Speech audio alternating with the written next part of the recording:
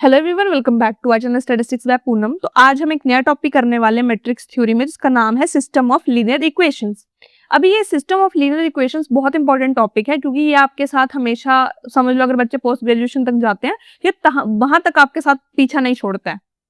Okay, so यहाँ पर system of linear equation is used when two और more equations with two और मोर unknown variables. Unknowns जो हैं वो हमारे क्या है, वेरिएबल्स हैं। ये वाला पॉइंट जो है, जो अननोन्स है, इसको याद रखना कि हम अननोन्स को क्या बोलते हैं, हमारे वेरिएबल्स। क्योंकि ये आपको आगे जाके समझ में आएगा, क्योंकि क्वेश्चंस में ये इंपॉर्टेंट है, अननोन वर्ड जो है। The goal is to find the value of the variables that make all the equations true at the same point. तो सिस्टम ऑफ लीनियर इक्वेशंस कुछ नहीं है, it is just a combination of your unknown variables, जिसको आप unknown बोलते हो या variable बोल लो। तो इसका है जो इक्वेशन की फॉर्म में आपको दिए जाते हैं to find out the value of x y and z, मतलब इनके अलग अलग वैल्यूज फाइंड आउट करने के लिए true at the same time. तो ये क्वेश्चन है, एक एग्जाम्पल दिया है आपके लिए कि लेट्स टेक, यहाँ पर दिया हो कि let's take 3 equations with 3 unknowns. Unknowns क्या है यहाँ पे, एक्स वाई एंड जेड, जो आपके वेरिएबल्स है। अब समझ आए अननोन्स क्या है, हमारे वेरिएबल्स है which are x y and z. क्यों एक्स वाई जेड, क्योंकि क्वेश्चन में हमारे मोस्टली एक्स वाई जेड ही यूज हुए हैं। तो आप देख सकते हो कि इसका एग्जांपल क्या है, सिस्टम ऑफ लीनियर इक्वेशन दिखती कैसे है। तो आप देख सकते हो हमारे पास 3 इक्वेशंस है, this is 1, this is 2, this is 3, जिसमें मेरे पास 2x plus 3y minus z is equal to क्या है 5, 4x minus y plus 2z is equal to 6, x plus 2y plus 3z is equal to 7, जिसमें ये मेरे पास equation है and ये क्या है, हमारे कॉन्स्टेंट्स हैं। ठीक है, अब हमारे पास क्या है, टाइप्स ऑफ सॉल्यूशंस है। हमारे पास कुछ ऐसे सॉल्यूशंस है, हमारे पास 3 टाइप्स के सॉल्यूशन है। तो पहला आता है यूनिक सॉल्यूशन। यूनिक सॉल्यूशन तब होता है जब हमारे पास जो रिजल्ट आता है वो कंसिस्टेंट आता है, साथ में हमारा सिस्टम क्या हो, इंडिपेंडेंट सिस्टम हो। ठीक है, सेकंड आता है हमारा no solution, means inconsistent system. Got it. Third आता है हमारा infinite solutions, means consistent but dependent system. तो ये चीज आपको ध्यान रखनी है, क्योंकि मोस्टली क्वेश्चंस इसी से पूछे जाते हैं। और ये हाँ, साथ में एक और बात, ये क्वेश्चंस ना 10 मार्क्स से कम नहीं आते हैं, समझे।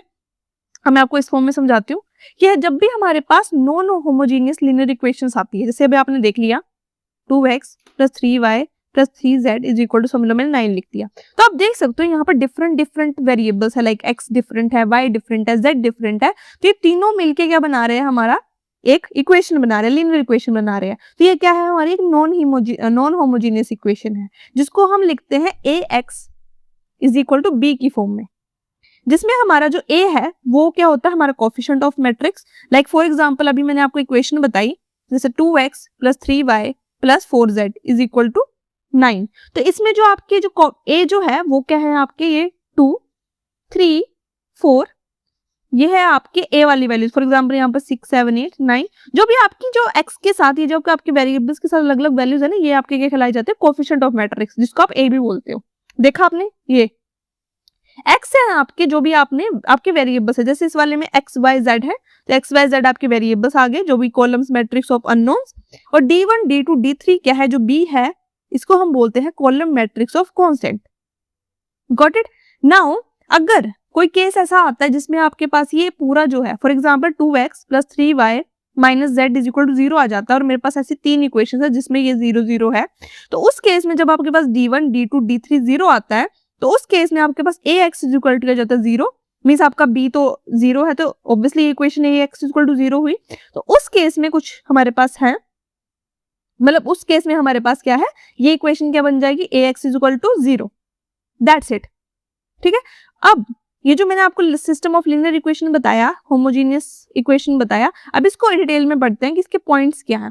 So system of non homogeneous जो इक्वेशन है आगे डिवाइड होती है, जिसमें अगर हमारे पास, हम क्या फाइंड आउट करते हैं, ये क्या होता है, ये वाला जो सिंबल है ये रैंक डिफाइन करता है। सो रैंक ऑफ ए और रैंक ऑफ ए बी, इसका मतलब हुआ a गिवन b का मतलब है कि जब आप a और b की वैल्यूज को दोनों को साथ में निकाल के उसका रैंक निकालते हो।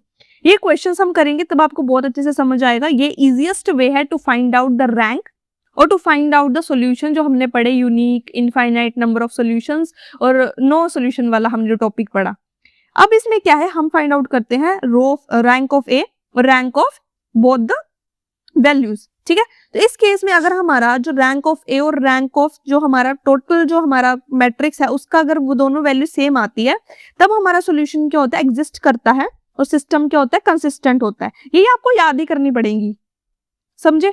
अगर आपके पास जो रो ऑफ जो आपका रैंक ऑफ ए है वो equal to rank equal to B है, ठीक है, जो मतलब टोटल का जो है, तो इसको हम बोलते हैं नंबर ऑफ अननोन्स। अगर वो equal to number of unknowns हुए, मतलब rank of A is equal to rank of A, ये अलग का निकाला हमने, ये हमने कंबाइंड का निकाला। अगर ये इक्वल टू हुआ हमारे नंबर ऑफ अननोन से, और अननोन्स मैंने आपको पहले बता रखे हैं, नंबर्स ऑफ अननोन्स क्या है हमारे, वेरिएबल्स। तो number of variables, for example मैंने एक्स वाई जेड लिए तो मेरे पास कितने वेरिएबल्स हैं, तीन अननोन है।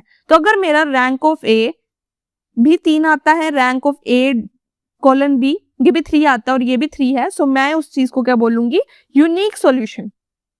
बट अगर मेरा यहाँ पे 2 आ जाता है और ये भी मेरा 2 है, फॉर एग्जांपल रैंक ऑफ दोनों का 2 है, बट ये लेस देन क्या है 3 से, तब मैं बोलूंगी कि it is an infinite number of solution, it is giving me infinite number of solutions. कुछ बच्चों को अभी भी ये समझ नहीं आ रहा होगा, बट प्लीज ये थोड़ा ध्यान में आपको खुद ही ध्यान में रखना पड़ेगा कि किस टाइम पे इसको क्या बोलते हैं। मैं बहुत ईजी तरीके से आपको समझा रही हूँ, ठीक है। और जब आपके पास जो रैंक ऑफ ए है वो पहले ही rank of A given B से है ही नहीं, मतलब इन दोनों का ही रैंक नहीं मिल रहा, पहले तो इसका 2 है फॉर एग्जांपल, इसका 3 है, दोनों नहीं मिल रहे, इस केस में हमारे पास क्या आएगा, नो सॉल्यूशन। मतलब हमारा सिस्टम क्या है, इनकंसिस्टेंट है। बट हमारा सिस्टम इस वाले केस में तो कंसिस्टेंट रहेगा, दोनों में कंसिस्टेंट रहेगा, बट इसके लिए कुछ कंडीशंस है। अगर तीनों इक्वल निकले तो यूनिक सॉल्यूशन देगा, साथ में कंसिस्टेंट होगा। बट अगर दोनों इक्वल हुए but less than number of unknowns हुए तो क्या देगा वो, इनफाइनाइट नंबर ऑफ सॉल्यूशंस। तो यही है हमारा सिंपल सा ग्राफ। स्टिल अगर किसी को दिक्कत आती है प्लीज यार, प्लीज मैं आपके भले के लिए बोल रही हूँ, कोई डाउट होता है प्लीज पूछ लेना, नहीं तो आगे जाके आपको दिक्कत देगा, बहुत ज्यादा दिक्कत देगा, बिकॉज ये क्वेश्चंस इजी नहीं है। इवन मेरे को भी बहुत ज्यादा टाइम लग गया इन क्वेश्चंस को इतना अच्छे से समझने के लिए कि अभी मैं इनको बहुत अच्छे से कर सकती हूँ, दैट्स द थिंग। तो इसलिए डाउट है प्लीज कमेंट सेक्शन में पूछ लिया करो, एंड मिलते हैं नेक्स्ट वीडियो में, तब तक के लिए bye bye and have a nice day.